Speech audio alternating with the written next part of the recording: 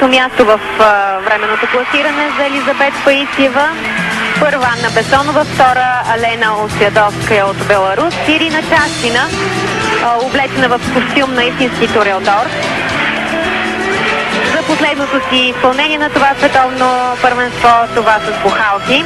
Между другото, Ирина Чашина, единствената по-висока оценка от Кабаева, която получи в квалификациите, беше именно в композицията за бухалки.